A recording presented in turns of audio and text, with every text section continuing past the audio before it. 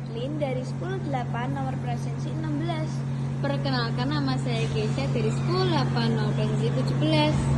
Zaman prasejarah adalah masa sebelum ada tulisan, dimulai saat manusia mulai memakai batu sebagai alat.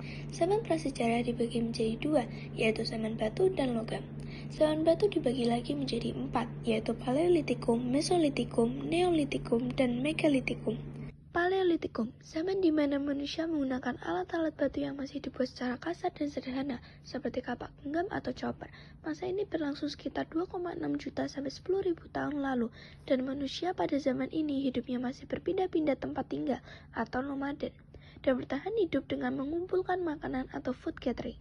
Zaman ini menghasilkan kebudayaan pacitan dan ngandong.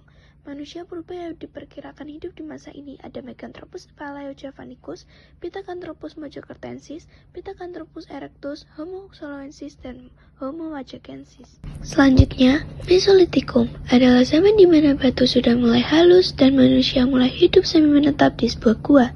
Mesolitikum terjadi sekitar 10-5.000 tahun lalu. Peninggalan di zaman ini ada Jochen Modinger atau tumbukan sampah kerang, Apris Sausroche atau lukisan gua, kapak Sumatera, dan sebagainya.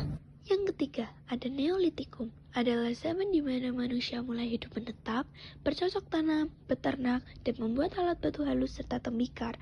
Neolitikum terjadi sekitar 5-2.000 tahun lalu. Peninggalan dari zaman ini ada kapak persegi, kapak lonjong, gerabah, dan sebagainya. Di zaman batu yang terakhir adalah Megalitikum, adalah zaman di mana manusia membuat bangunan batu besar untuk pemakaman dan pemujaan, sudah bercocok tanam, berternak, dan hidup menetap. Megalitikum terjadi sekitar 2.000-500 tahun lalu. Peninggalannya ada menhir, dolmen, punden beruda, sarkofagus, dan sebagainya.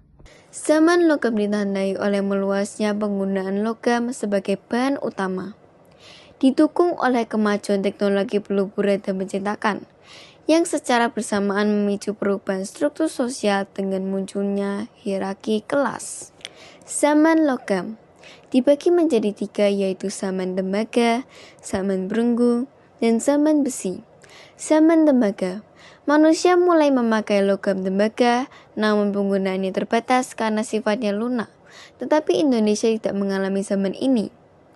Zaman perunggu, orang mencampur tembaga dan timah menjadi perunggu yang lebih kuat. Banyak alat efektif dibuat. Zaman besi, penggunaan besi yang kuat memungkinkan pembuatan alat fungsional dan perluasan pemukiman manusia. Terima kasih.